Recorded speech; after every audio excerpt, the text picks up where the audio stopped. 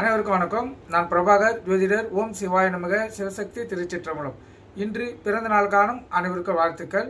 அதே போல இன்று திரும்ப நாள் காணும் அனைவருக்கும் வாழ்த்துக்கள். இறைவனுடைய அருள் பரிபூர்ணமாக உங்களுக்கு கிடைக்கட்டும். உங்களின் மனம் எதை எண்ணி ஆசைப்படுகிறதோ அந்த ஆசை நிறைவேறட்டும் என்று எம்பெருமான் சிவபெருமானிடம் அடியேன் வேண்டிக் கொள்கிறேன். இப்போ நான் என்ன சொல்ல போறேன்னா, இன்றைய ராசி பலன் தான் சொல்ல போறேன். நீங்க கற்றுக்கொண்டு பயன்பெறுங்க. முதல் ராசி மேச ராசி. மேச ராசியை பொறுத்து மட்டும் இன்று நாள் சுமாரான நாள் சொல்லலாம். அதாவது கனவு உலகத்தில் மிதக்கக்கூடிய நாள் என்று. அதனால் எந்த விஷயமா இருந்தாலும் விழிப்பினோடு இருந்து இன்று உங்களை தற்காத்துக் கொள்ளுங்க.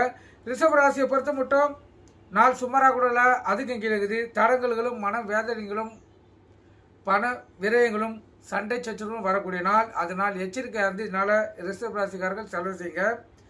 மிதுன் ராசியை பொறுத்த மட்டும் நாள் சிறப்பான நாள், மகிழ்ச்சிகரமான நாள், உள்ளம் மகிழக்கூடிய சம்பவங்கள் நடக்கக்கூடிய நாள்.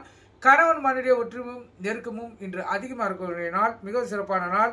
கடகராசியை பொறுத்த மட்டும் அதாவது கடகராசிக்கோ சிம்ம ராசிக்கோ இன்று பயமும் கவலையும் அதிகமாக இருக்கும்.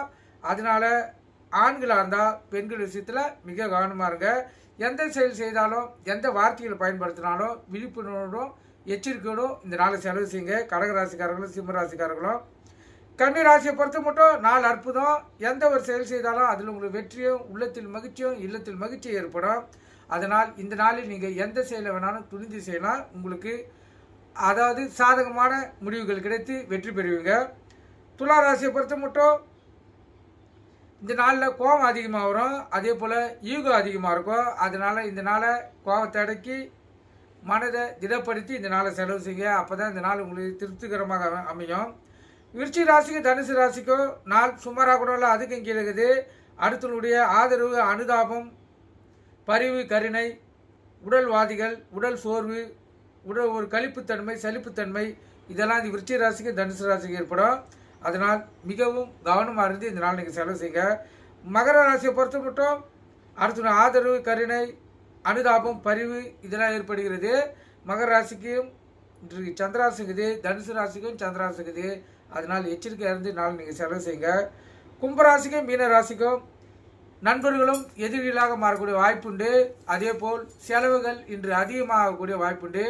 செலவுகளை சுப செலவாக மாற்றி இந்த நாளை கும்பராசிக்காரங்களும் மீன ராசிக்காரங்களும் செலவு செய்யுங்க. அப்போ தான் இந்த நாள் உங்களுக்கு மகிழ்ச்சிகரமான நாளாக அமையும். வார்த்தைகளையும் தெளிவாகவும் கவனமாக பயன்படுத்துங்க.